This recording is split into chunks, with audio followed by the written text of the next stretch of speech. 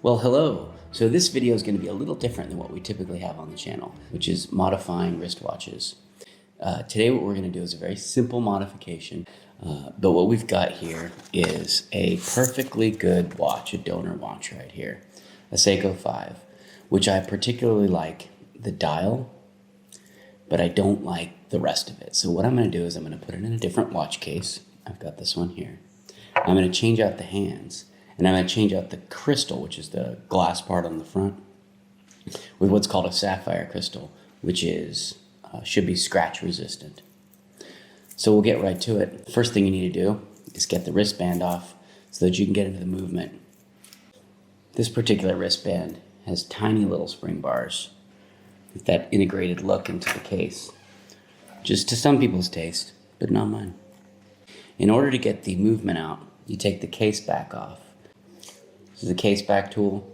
It has 3 points of contact here that connect with the back of the watch, where you may be able to see it has tiny little indentations around the outside. Set this up to fit. And steady, easy pressure gets that loose. So I've removed the transparent case back here. As you can see, the movement is exposed. So I'm going to set this here on my work stand, which is actually a little cross section of pool noodle that I cut out and a microfiber cloth that I put right on top. So now I'm pressing this lever down, and just like that, the crown and stem pull right out of the watch. Toothpick, I'm going to pry parts of the structure of the movement very gently. Pry is almost the wrong word. Until it gets loose and the movement's popped out. So here's the case, empty. We're going to set that aside. And here's our movement. The face and hands of the watch. And for lack of a better word, the guts of it back here. Next step is to remove the hands. So I'm going to reinstall this crown, and I'm going to move the hands to the 12 o'clock position. It's important that you do this before you take the hands off, because you need to know where to put them back to get the date change to work right. So what you want to do is put them at 12 o'clock so that when you put them back on, it's still at 12 o'clock, and the date changeover will take place correctly. To avoid the complexity, I put it at 12 o'clock middle of the day instead of at night. Because what you don't want to do is have it trying to be in the middle of a date and day change while you're messing with it. Now I need to take the stem out again. Same process with the same little lever. Okay, it comes right out. Now this and all the other tools that I use are really, really cheap. A lot of people will tell you that you need good ones. I'm sure good ones are better, but cheap ones are cheaper, so that's what I have. The hand remover basically clips around the side of the hands, and then you push this down. And these little pieces of plastic here press down on the face, lift the hands up. Now, I like the dial of the watch, and I want to make sure not to damage it. So what you need to do is you have to put something over the dial to protect it when you're taking the hands off. This is a piece of tape folded in half, where I cut a little slit in. All right, and I'm just going to slide this right underneath the hands, like this. And we'll take our hand lifter very carefully, put it on either side of the hand, press it in, and the hands pop right off. So now we're left with just the movement with the dial, no hands. So first thing we're going to do actually is we're going to change out the crystal on it. Same case back remover. Take off case back by the same means. This is a case press. You have different sized dies here. Now to take a crystal out, what you want to do is pick a lower die that seats on the metal part of the watch face, and an upper die that will fit inside and press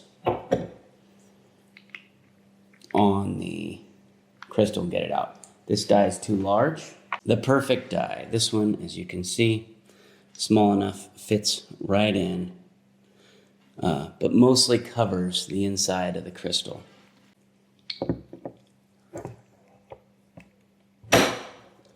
And that pops right out. Another mildly terrifying sound. Here's the old crystal, thin piece of, so this Seiko calls this stuff hardlex. I don't know what it is. Some kind of fancy plastic, I'm thinking. So now we have the case with no crystal. Ordered a sapphire crystal in the same size online. Key thing is the diameter, obviously. Got this from a website called Seiko Mods, which in the United States is called Crystal Times. Ordered some stuff from them before and had good luck. That's not to say I'd advocate any one supplier over another. There's any number of people who make and sell watch modding parts, and I don't have enough experience to tell you which, if any, are better or worse. Has a little sticker on it. It says top, which is nice. You want to know the top because this has an anti-reflective coating, which is on the inside. You can't see it. You just see that right there with the top sticker up. This is a slightly larger die. I'm going to switch it out again. Again, I just want to press around the edges of the crystal, and I do not want it to break. Okay, this is a flat crystal. Flat crystals tend to be a little bit easier to set. It's one of the reasons why I'm using them. You can get cool looking domed ones, which with an inexpensive tool like this one and an inexperienced operator like myself can be a little bit tricky to use. Okay, just seat it in there. Get it nice and flat. Give it a little pressure. And I like to rotate it a little bit because this is not an even flat thing that I'm pushing it with.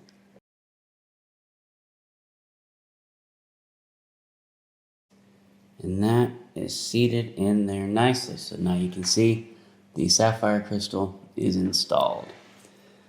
So now we just want to put it all back. Now I'm going to put new hands on. Nothing wrong with the hands that it came with, but I happen to like these. So I've got little what they call cathedral hands. It's a slightly different look. I have a nice bright red seconds hand, which I'm going to put on also. So now you remember that we took the hands off at noon. So I'm going to put the new hands back on at noon. This is a hand setting tool. I find it's supposed to push straight down. I don't find this to be the world's most useful thing. So I take it apart and just take this. Okay, so the chair I was sitting on I've taken out of the way, and I'm down on the ground at this point because you want to be real up close and personal when you are putting the hands on. You need to look real closely and get them seated just right. They need to be perfectly level.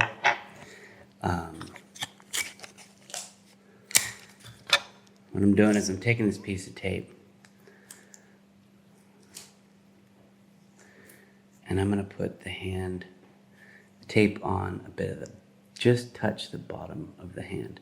The bottom, not the top. You don't want any sticky on the top part of the hand. And set that right there. That nice and flat and level. The hour hand and the minute hand are the easy ones. They have a little circle at the top of the hand that goes around the pinion. And that is what you're pressing it down onto. Second hand has a tiny pin on the bottom that you have to align with a tiny pin-sized hole.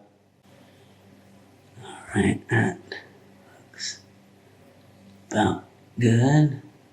You'll make sure they're perfectly flat and even. Okay, so I find that I'll put the hand replacement tool away for this one, and I'll use a toothpick to apply just a little bit of pressure to the top of the seconds hand.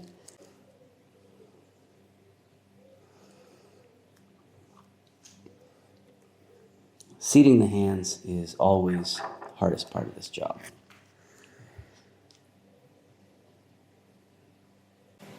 Okay, got my new hands and that contrasting red seconds hand. Now I'm going to put the crown back in again, and I'm going to move the hands a full circle, see if they hang up on each other anywhere. Doesn't seem like they do.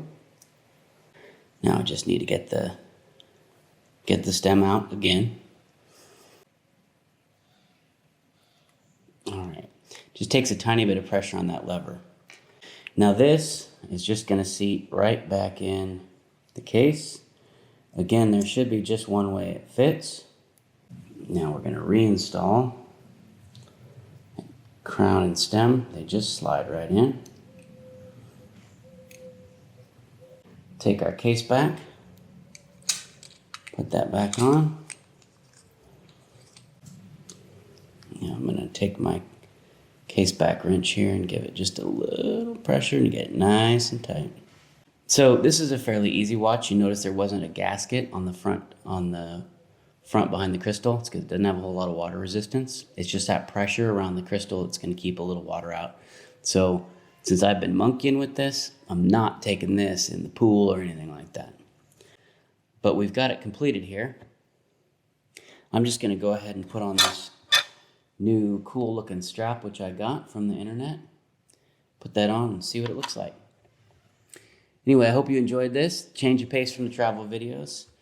Quick illustration of how to make some quick and easy modifications to a watch. You get something cool like this that's unique. Nobody else has one like this. Just took a few minutes to do. You get something cool at the end. Thanks for watching.